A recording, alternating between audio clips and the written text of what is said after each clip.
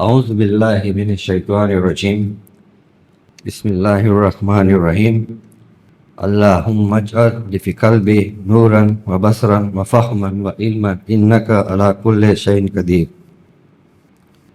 યા અલ્લાહ, અમારા હૃદયને તું ને અમારા મનને તું ટ્રુ એનલાઇનમેન્ટ આપ, અન્ડરસ્ટેન્ડિંગ, નોલેજ અને વિઝડમથી ભરી આપ.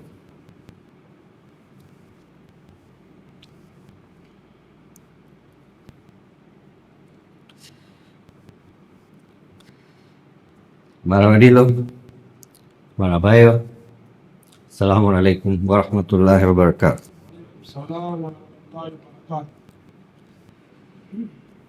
એક બીજે ડેવિસ નામનો બ્લેક અમેરિકન છે, એની એક કેસ સ્ટડી છે જેનું નામ છે શકમાંથી આઝાદી, એટલે ફ્રીડમ ફ્રોમ સેલ્ફ ડાઉટ. તો એની આખી સ્ટોરી કહે છે કે એ કેવી રીતના આ શકની દુનિયામાંથી બહાર નીકળ્યો. એ ડ્રગ એડિક્ટ હતો અને 2 વખત જેલમાં જઈ આવ્યો. ટોટલ એને 8 વર્ષની જેલ આવી હતી.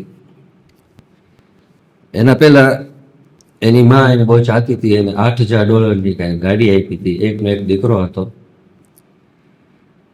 અને એ ગાડી જઈને $2,000 વેચી આવ્યો અને એનાથી એનો ડ્રગ્સનો જે આદત હતી એ ફૂલફિલ કરતો હતો. તો જેલમાં જ્યારે હતો ત્યારે એને સુઇસાઇડ કરવાનો પણ વિચાર કર્યો હતો, કારણ કે બહુ ફ્રસ્ટ્રેટ થઈ ગયો હતો લાઈફથી. તે દરમિયાન એની એક્સ વાઇફનો એને કાગળ આવે છે કે તારી માને હાર્ટ એટેક થયું છે અને સખત બીમાર છે અને હોસ્પિટલમાં છે. તો ત્યારે એને વિચાર આવે છે કે આજે હું અહીંયા જેલમાં છું અને મારી માને મારી સખત જરૂર છે અને હું અહીંયા લેંગ્વેજ થાઉં છું જેલમાં.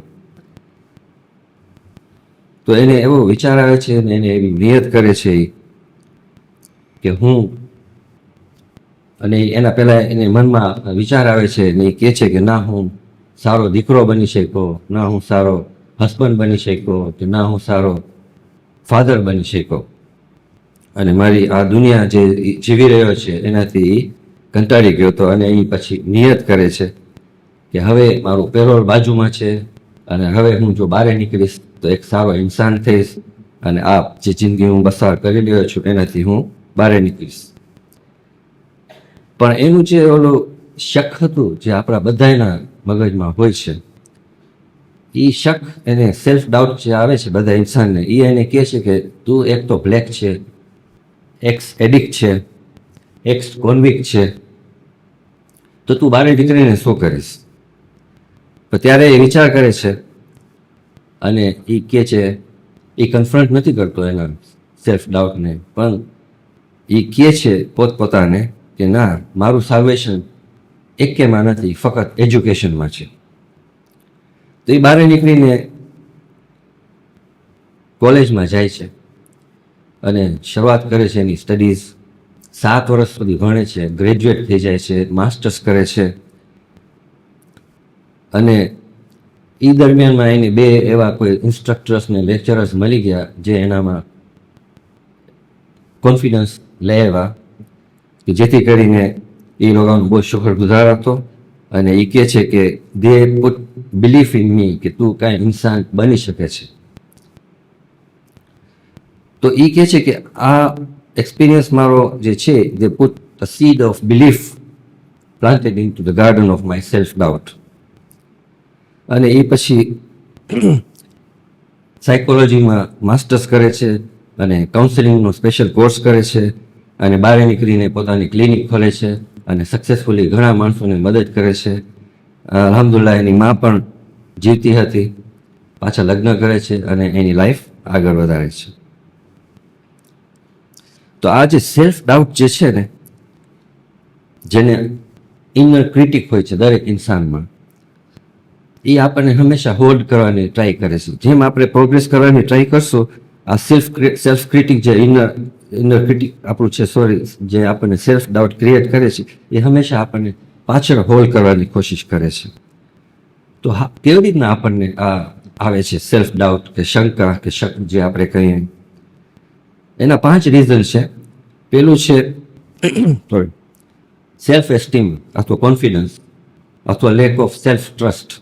જો ઇન્સાનમાં પોતામાં કોન્ફિડન્સ ના હોય, સેલ્ફ ટ્રસ્ટ ના હોય, તો એ શકનો શિકાર થઈ જાય છે.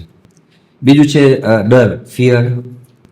ઇન્સાનમાં ફિયર તો હોય જ છે, ગમે એટલો પહેલવાન હશે એ ફિયર તો એનામાં હોવી જ જશે.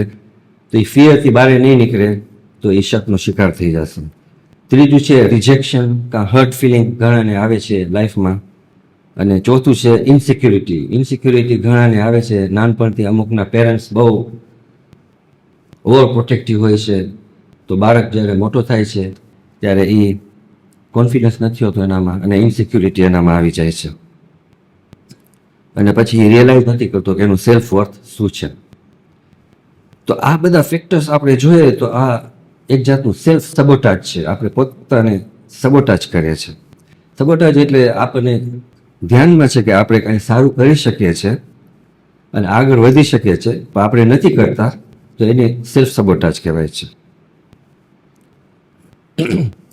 તો આનું એક સુંદર એક્ઝામ્પલ છે મેલોડી જે વાઇલ્ડિંગ કરીને એક મોટિવેશનલ ઇન્સ્પિરેશનલ સ્પીકર છે, કે જે કોચ છે અને રાઇટર પણ છે. એ કેલિફોર્નિયામાં બેઝ છે અને એ કહે છે કે જ્યારે પણ હું મારા લેક્ચર્સ આપું છું લોબેરો થિયેટરમાં સાન્ટા બાર્બરામાં, ત્યારે જ્યારે પણ મારું નામ એનાઉન્સ થાય છે બેક સ્ટેજમાંથી અને હું ફ્રન્ટ સ્ટેજમાં આવું છું જ્યાં પોડિયમ હોય છે ત્યાં, તો એ કહે છે કે મારા પામ બધા પરસેવાવાળા થઈ જાય છે અને મારું હાર્ટબીટ વધી જાય છે. અને મારું ઇનર ક્રિટિક, મારું જે શંકા હોય છે મારા ઇન્સાનમાં, જે મારામાં પણ છે, એ કહે છે. અને એ 10 વર્ષથી આ બધું કામ કરે છે. એ એની સાથે વાત કરે છે અને કહે છે કે તું આજે બરાબર નહીં બોલી શક, આજે તું આજે જે બોલવા જાય છે બધા ડિસઅપોઇન્ટ થઈ જશે. એ કે મને આવા બધા વિચારો આવે છે. તો એ કહે છે કે આ જે સેલ્ફ સબોટાજિંગ જે ઇન્સાનમાં હોય છે એ બહુ નોર્મલ હોય છે. એવું નથી કે ઇન્સાનને ગભરાઈ જવું જોઈએ. અને સાથે સાથે એમ પણ કહે છે કે ઇન્સાનને ગમે એટલો એક્સપિરિયન્સ હશે કે એનું સ્પિરિચ્યુઅલ લેવલ હાઈ હશે, પણ આ fear of not being good enough is always there in human being.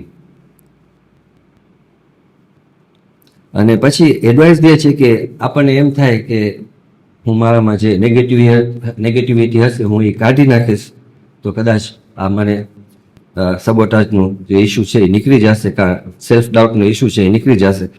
પણ એ કહે છે કે કરેક્ટ ટ્રીક એ છે how to learn to make this self doubt અથવા તો શંકા પાવરલેસ. એ કે that is the correct trick, કે તમને એ શીખવું જોઈએ. તો આપણે ઇસ્લામિક પર્સપેક્ટિવ ઉપર જોઈએ આ ડાઉટના બારામાં, તો એમ કહેવામાં આવે છે કે એ કોન્ટેન્શિયસ છે, એક ડિઝીઝ છે. આ શંકા જે છે એ એક જાતનું ડિઝીઝ છે. એ કે બહુ ઘણું ડેમેજ કરી શકે છે સ્પિરિચ્યુઅલ હેલ્થને. અને એમ પણ કહેવાય છે જો એ કન્ટિન્યુ કરે તો આપણને આ સ્પિરિચ્યુઅલ જે આપણામાં સ્પિરિચ્યુઅલિટી હોય છે એ ખલાસ થઈ જાય છે, પતી જાય છે.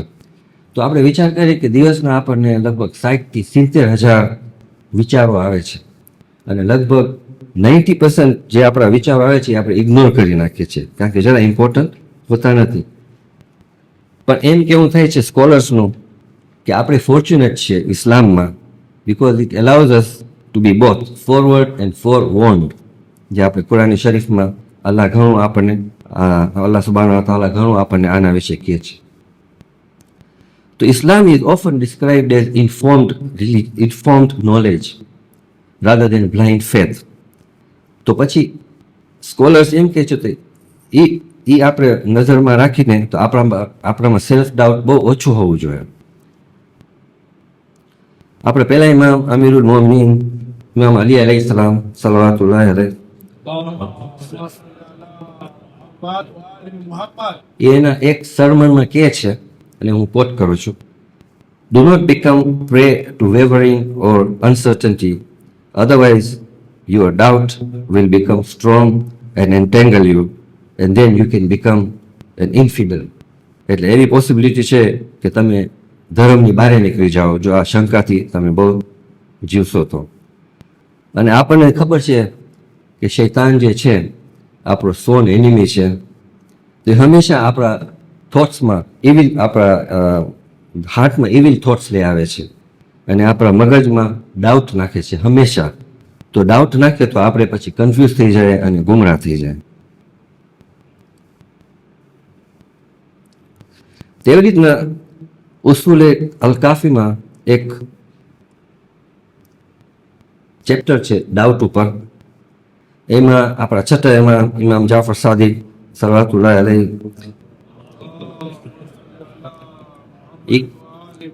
એ કહે છે કે કોઈ પણ માણસ જે શકમાં હશે, ડાઉટમાં હશે, અને એનું શક ને એનું ડાઉટ બહુ કન્ટિન્યુ થશે, તો અલ્લાહ સુબ્હાનહુ વ તઆલા એના જે ગુડ એક્શન્સ છે એ ડિસ્ટ્રોય કરી શકે છે. તો આપણને કોશિશ કરવું જોઈએ કે આપણામાં યકીન આવવું જોઈએ હંમેશા, અને આ જે શક છે, ડાઉટ છે, એનાથી દૂર રહેવું જોઈએ. આપણે એને એલિમિનેટ નહીં કરી શકીએ કોઈ દિવસ, પણ એનાથી દૂર રહેવું જોઈએ અને કોશિશ કરવી જોઈએ કે આપણને એ કાઢી શકે આપણા મગજમાંથી. તો યકીનનું એક્ઝામ્પલ એક બહુ સારો છે. જ્યારે પ્રોફેટ મૂસા જ્યારે ફેરોઝથી ભાગી જાય છે, દૂર ચાલ્યા જાય છે અને દરિયા કિનારે પહોંચે છે, ત્યારે દરિયાના બે ભાગ થઈ જાય છે જે આપણને ખબર છે.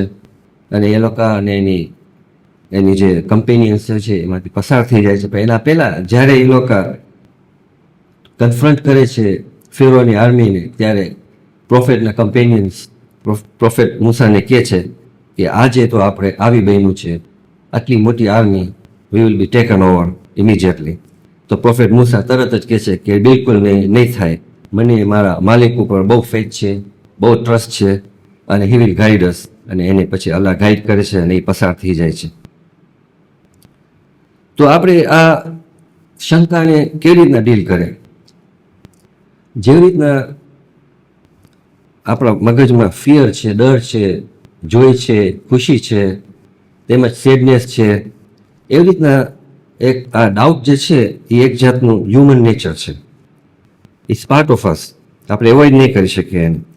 પણ કોશિશ એ કરવાની છે કે આપણે એને સમજવાનું છે કે આ શંકાને હું કેવી રીતના દૂર કરી શકું, અને એના ઉપર કંટ્રોલ લઈ આવવાની જરૂર છે.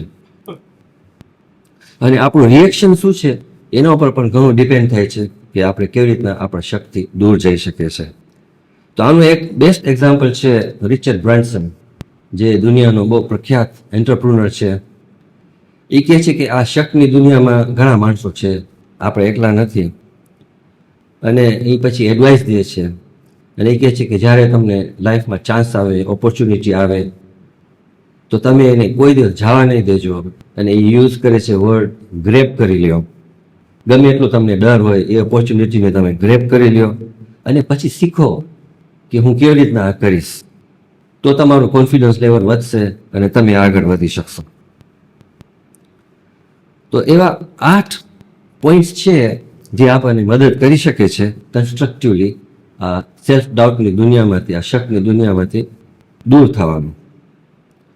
પહેલું છે સ્ટોપ મેકિંગ એક્સક્યુઝિસ. આ જે શંકા છે એ હંમેશા રેશનલાઇઝ કરે છે સિચ્યુએશનને to fit our emotional state. તો એવી રીતના રેશનલાઇઝ કરે છે કે આપણને તરત જ મગજમાં એક્સક્યુઝ આવી જાય છે કે ના, આ મારાથી તો નહીં થઈ શકે, દાખલા તરીકે. અને જ્યારે પણ ઓપોર્ચ્યુનિટીઝ આવે છે તો આપણે એને ટર્ન ડાઉન કરી નાખીએ છીએ. એક્સક્યુઝિસ કંઈ પણ આપણે કાઢી લઈએ છીએ. તો આ એક જાતના મેન્ટલ બેરિયર્સ છે. એ આપણને શીખવાનું છે કે એક્સક્યુઝિસ આપણે ઘરે કાઢશું તો આપણે આગળ વધી નથી શકવાનું. બીજું છે beware of your close circle, જેને પ્રોફાઉન્ડ ઇફેક્ટ પણ કહે છે. તમે જોશો કે દરેક ઇન્સાન હશે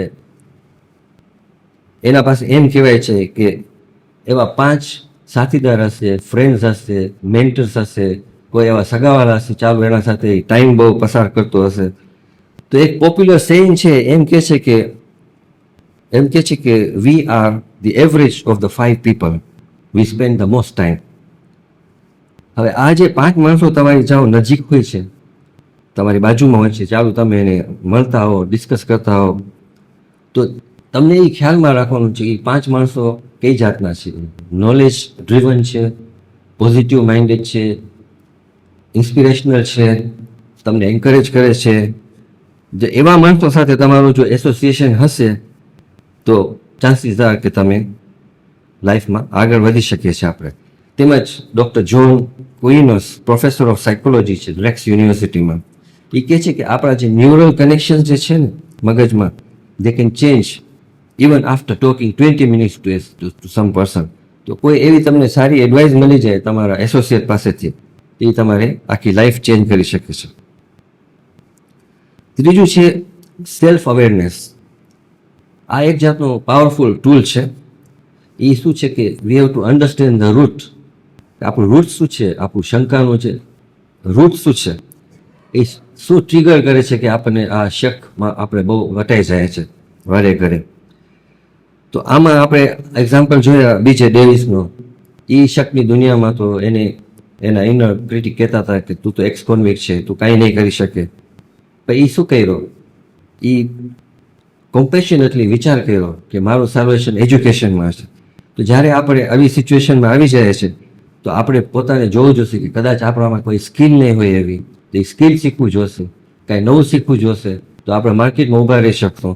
પણ આપણે જો એ અવેરનેસ નહીં આવે અને આપણે હંમેશા કમ્પ્લેન કરશું કે મારા નસીબ ખરાબ છે કે આમ છે કે તેમ છે, તો આપણે આ શકની દુનિયામાંથી બહાર નીકળી નહીં શકીએ. ચોથું છે સેલ્ફ કોમ્પેશન. આપણે ઘણીવાર બીજા ઇન્સાન ઉપર આપણને દયા જલ્દી આવી જાય છે, પણ ઘણી ભાગે આપણે પોતા ઉપર દયા નથી કરતા, આપણે પોતા ઉપર કાઇન્ડ નથી કરતા. જ્યારે આપણું પોતાનું સેલ્ફ ક્રિટિઝમ આવે છે ઇનર ક્રિટિકમાંથી કે આપણા મગજમાં, જ્યારે આપણા ડાઉટ્સ આવે છે તો આપણે પોતપોતા ઉપર કાઇન્ડ નથી થતા, આપણે ગુસ્સામાં આવી જાય છે અને એંગરમાં આવી જાય છે. તો આમાં બે સ્ટડીઝ છે એ કહે છે કે there is a strong correlation between self compassion and positive mental health. એ કહે છે કે તમે જ્યારે પણ પોતપોતાના શંકામાં આવી જાઓ કે ડાઉટમાં આવી જાઓ તો તમે એને કાઇન્ડલી જુઓ કે શું ઇસ્યુ છે, ને આવી રીતના કોમ્પેશન લઈ આવશો તો તમે નોટિસ કરશો કે તમારી જે એન્ઝાઇટી છે, તમારું એંગર જે છે, તમારું ફ્રસ્ટ્રેશન જે છે એ દૂર થઈ જશે. તેમજ લાઈફમાં સેટિસ્ફેક્શન વધી જશે અને હાયર સેલ્ફ એસ્ટીમ એટલે કોન્ફિડન્સ આપણે ઇન્સાનમાં વધી જશે. પાંચમું છે એ કહે છે સ્ટોપ આસ્કિંગ ફોર વેલિડેશન. હવે આનું મિનિંગ એ છે કે આપણે ઘણીવાર વારે ઘરે આપણે બહારના માણસો પાસેથી ઇનપુટ્સ લઈએ છીએ, એડવાઇસ લઈએ છીએ, નાની નાની બાબતમાં પણ આપણે એડવાઇસ લઈએ છીએ. એમ નથી કહેતો કે એડવાઇસ ના લેવી જોઈએ, પણ એમ કહે છે કે ઘરે ઘરે તમે એડવાઇસ લેશો તો તમે તમારો પોતાનો ફેથ છે તમારા ઉપર એ ઓછું થઈ જશે. તો એવી કોશિશ હોવી જોઈએ કે તમે તમારું પોતાનું ઇન્ટ્યુશન વાપરો ઘણે ભાગે અને પોતે જ કોશિશ કરો ડિસિશન લેવાની. છઠ્ઠું છે don't talk about your plans and goals everyone. હવે આમાં સાયકોલોજી સ્ટડીઝ એમ કહે છે કે તમે જ્યારે તમારા ઓલા 5 ઇનર સર્કલની વાત નથી કરતો, તમે જ્યારે બધા સાથે તમારા જે ગોલ્સ હોય છે, પ્લાન્સ હોય છે, તમે ડિસ્કસ કરો છો અને એ લોકો જ્યારે એકનોલેજ કરે છે તો ઇટ ઇઝ લેસ લાઇકલી કે તમે એમ એકોમ્પ્લિશ કરી શકશો. એનું કારણ એમ છે કે બ્રેઇન જે છે ને આપણું it mistakes the talking for the doing. તો આ ખ્યાલમાં રાખવાનું છે. અને સાથે સાથે એમ પણ છે કે જ્યારે તમને ગ્રેટિફિકેશન આવે છે, એકનોલેજમેન્ટ નહીં, જ્યારે ગ્રેટિફિકેશન તમને આવે છે ફ્રોમ સોશિયલ એકનોલેજમેન્ટ, એ પણ આપણા માઇન્ડને ટ્રિક કરે છે, બ્રેઇનને ટ્રિક કરે છે into feeling that the goal has already been accomplished. એટલું પણ નહીં, અને જ્યારે આપણને સેટિસ્ફેક્શન મળે છે, આપણે બધાને કહીએ છીએ કે હું આ કરવા માંગુ છું, આમાં હું સક્સેસફુલ થઈશ ને આમ થશે અને આમ મારાથી પ્રોગ્રેસ બહુ વધી જશે અને આમ થશે. તો આ બધું જે આપણે બધા માણસોને જે કહીએ છીએ તો એનાથી શું થાય છે, મોટિવેશન નીકળી જાય છે. સાતમું જે છે એ કહે છે કે ટ્રસ્ટ યોર વેલ્યુઝ. દરેક ઇન્સાનમાં પોતાની વેલ્યુઝ હોય છે. દાખલા તરીકે ઇન્ટેગ્રિટી છે, ઓનેસ્ટી છે. તો આ વેલ્યુ જે પણ તમારી હશે એ તમારા ડિસિઝન મેકિંગમાં તમને બહુ લાભ આપી શકે છે. ઘણીવાર આપણને લાઈફમાં એવા ડિસિઝન લેવા પડે છે, ક્વિક ડિસિઝન લેવા પડે છે વિથ લિટલ ટાઈમ. તો આ તમારા જે કોર વેલ્યુઝ હશે એનાથી તમે જોશો કે એ એલાઇન થાય છે કે નથી થતું. એ જો તમારા કોર વેલ્યુઝમાં એલાઇન ના થાય તો તમે એનું નેગેટિવ ડિસિઝન લઈ શકો છો. અને 8મું જે છે એ કહે છે સ્ટાર્ટ શિપિંગ. આ સ્ટાર્ટ શિપિંગનું મિનિંગ એમ થાય છે કે આર્ટિસ્ટ હોય એ એક પેઇન્ટિંગ બનાવ્યો છે. હવે બધું એના મગજમાં થાય છે કે બરાબર છે, પણ એને હિંમત નથી થતી કે હું આ ગેલેરીમાં લઈ જાઉં કે હું કોઈ આ એવી દુકાનોમાં લઈ જાઉં કે જ્યાં આનો ભાવ આવશે. યા તો કોઈ માણસ કોઈ એપ બનાવ્યો, હવે એને ખાતરી છે કે એપ બરાબર છે, તો એને પાછી ફિયર આવી જાય છે કે ના, મારો એપ જે હું કર્યો છું એ એક્સેપ્ટ નહીં થાય. યા તો કોઈને ફાસ્ટ ફૂડ ટ્રકનો બિઝનેસ ખોલવું છે દાખલા તરીકે, તો એનું જે ઇનર ક્રિટિક એને કહે છે કે હોલ્ડ ઓન, આમાં તને બહુ નુકસાની આવશે, તારું ખાવાનું બગડી જશે. તો આ બધા મેન્ટલ પેરાલાઇસિસ છે આપણા મગજમાં. તો આ બધા જે હું પોઈન્ટ્સ કહી ગયો એ આપણે મગજમાં રાખશું તો આનાથી આપણે દૂર થઈ શકીએ છીએ.